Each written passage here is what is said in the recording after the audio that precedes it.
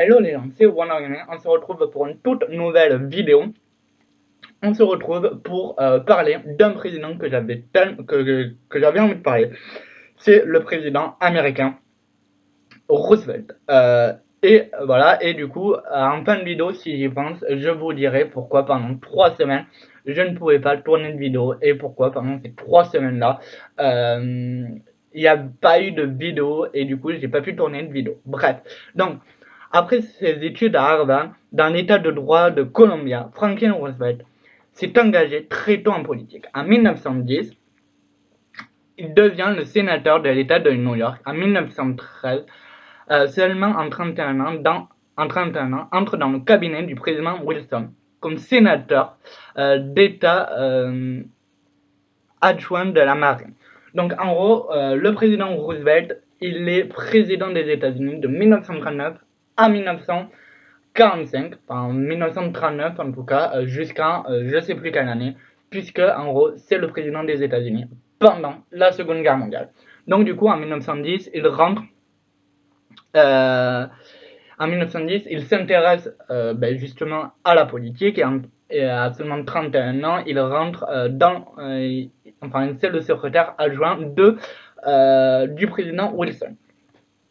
Bref, cependant, il est victime de polymyélite. La polymyélite, c'est une maladie qui va le priver de ses jambes, de l'usage de ses jambes.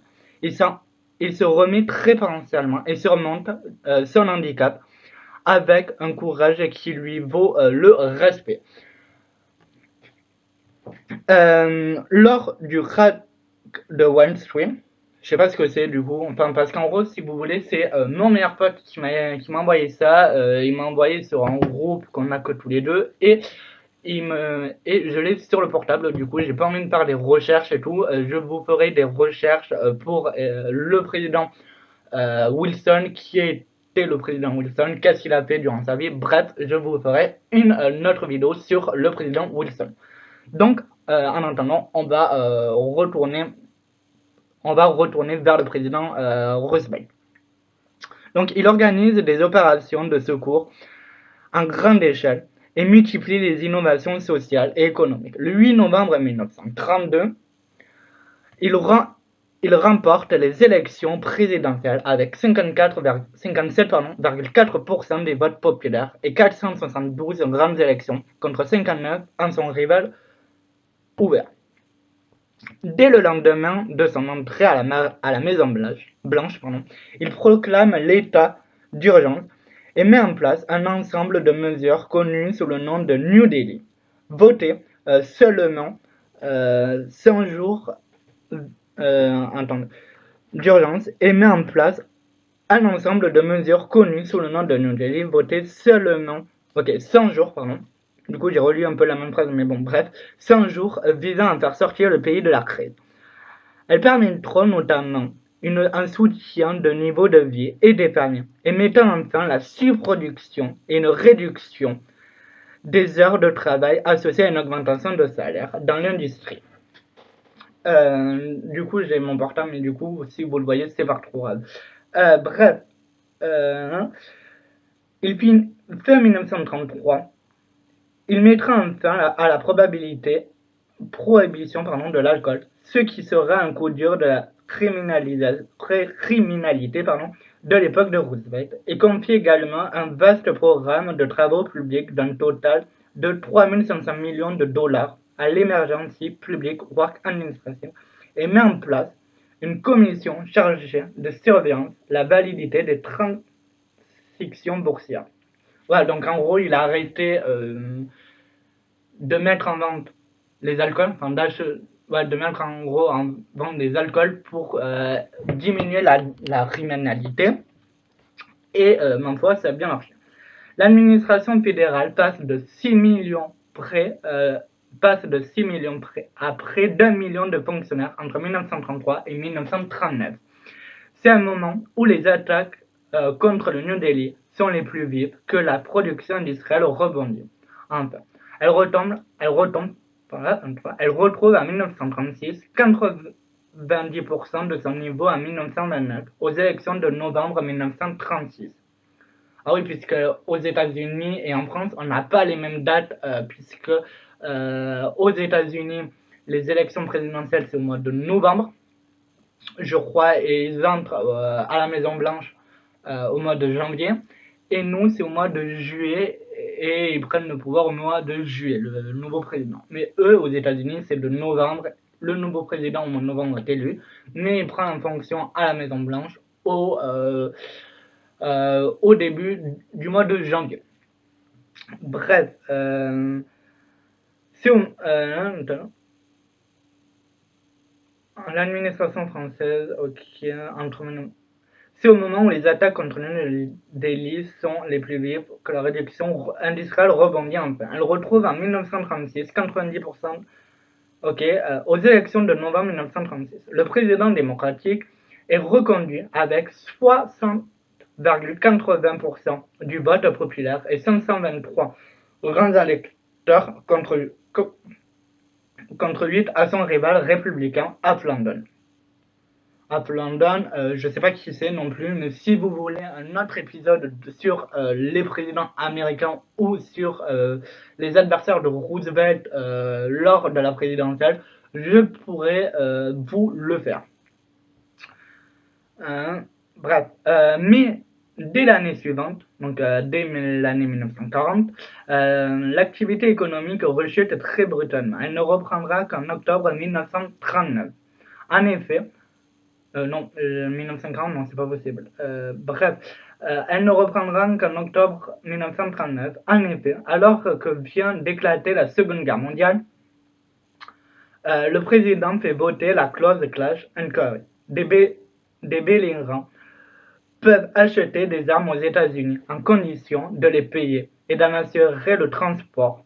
Cette clause avantage le Royaume-Uni et la France, qui seuls peuvent envisager de transporter des armes en sécurité dans l'océan Atlantique. Ah oui, puisque en gros, pour ceux qui ne le savent pas, mais à mon avis tout le monde le sait, c'est que pendant la Seconde Guerre mondiale, on avait la France, Royaume-Uni et États-Unis ensemble, et Allemagne, Japon et Italie qui étaient ensemble. Donc voilà pourquoi on parle de la France et du Royaume-Uni dans le truc de Roosevelt. Réélu pour un troisième mandat, donc Roosevelt est réélu pour un troisième mandat, a obtenu et obtient en mars 1941 le vote de la loi Preble, qui facilite la vente d'armes aux Britanniques et peut les étendre à tout pays dont le président jugerait la défense essentielle pour la sécurité des États-Unis. Donc en gros, au Royaume-Uni et France. En tout cas pour la Seconde Guerre mondiale. Alors que le Royaume-Uni de Winston Churchill, alors que le Royaume-Uni de Churchill est encore contraint de lutter seul contre l'Allemagne d'Hitler, l'industrie américaine se met tout entière à son service. Les États-Unis entrent alors dans une phase d'expansion des prospérités sans précédent qui va lui assurer la suprématie mondiale pour plusieurs générations. Roosevelt organise une rencontre avec le Premier ministre Churchill au large de la Terre-Neuve le 14 août 1941. Les deux hommes s'engagent à soutenir l'effort de guerre et préparer le monde futur. C'est la charte de l'Atlantique à l'origine de la charte des Nations Unies. Dès le mois suivant, la loi Preble est étendue à l'URSS de Staline. Donc l'URSS, c'est la Russie de maintenant. Alliés obligés des démocraties. L'attaque japonaise sur Pearl Harbor le 7 décembre 1941 fera basculer l'opinion américaine et dès le lendemain, le Congrès déclarera la guerre au Japon. Il ne peut faire moins. Le 11 décembre, c'est l'Allemagne qui déclare à son tour la guerre aux États-Unis en soutien au Japon. L'expansion nippone est stoppée par la bataille de Midway du 3 au 6 juin 1942. Conscient que la plus grande menace de l'Allemagne, Roosevelt décide de donner alors la priorité à la guerre européenne, Germany First. Les pilotes américains participent au raid sur l'Allemagne et l'armée prépare les attaques périphériques sur l'Afrique du Nord, le tournant décisif de la bataille d'Allemagne. Et l'automne 1942 euh, vient ensuite le débarquement en Sicile en juin 1942, puis le débarquement de Normandie en juin 1944. Donc en gros c'est l'avis de Roosevelt, mais pendant la Seconde Guerre mondiale. Donc en gros il y a eu le débarquement de Sicile, il y a eu les débarquements de notre pays et ensuite il y a eu le débarquement de Normandie. Qui se font parallèlement à la bataille de Titan qui se livre Allemands et Soviétiques. Dans les plaines de l'Est, Stalingrad, donc en gros la guerre se passe en Russie, plus précisément. Dès 1942, le président des États-Unis s'affirme comme le chef de la coalition anti-allemande. Le 28 novembre 1943, Roosevelt rencontre Staline à la conférence de Turin. Il convient avec lui de l'ouverture d'un second front à l'ouest. Ce sera le débarquement de Normandie, par-dessus la tête de Churchill. Les deux alliés préparent aussi le débarquement de l'Allemagne, qui deviendra la future Allemagne de l'Ouest, sous le contrôle de l'Occident et de l'Est sous le contrôle soviétique. Parce qu'en gros, il faut savoir que pendant la Seconde Guerre mondiale, l'Allemagne a été divisée en deux parties. L'Allemagne de l'Est et l'Allemagne de l'Ouest. L'Allemagne de l'Ouest est contrôlée, comme je vous l'ai dit, par l'Angleterre, France et États-Unis, et l'Allemagne de l'Est est contrôlée par les Russes. Il croit pouvoir l'amener à démocratiser son régime. Les mêmes hommes se retrouvent à la conférence de Yalta en Crimée le 4 février 1945. C'est le 8 mai qu'elle se finit la Seconde Guerre mondiale, le 8 mai 1945, c'est ça. Donc les mêmes hommes se retrouvent à la conférence de Yalta en Crimée le 4 février 1945 pour régler le sort de l'Allemagne et du Japon. 3 mois plus tôt, en novembre 1944, les Américains n'ont pas refusé à Roosevelt un quatrième mandat, malgré un état de santé des plus alarmants. Il a été réélu sans difficulté face au républicain Thomas Edwin, avec 53,4% de vote populaire. L'élément important de l'élection fut le choix de nouveaux vice-présidents, vu qu'ils devraient être appelés à gouverner à brève échéance. C'est sur un inconnu, Harry Truman, que le choix se porte.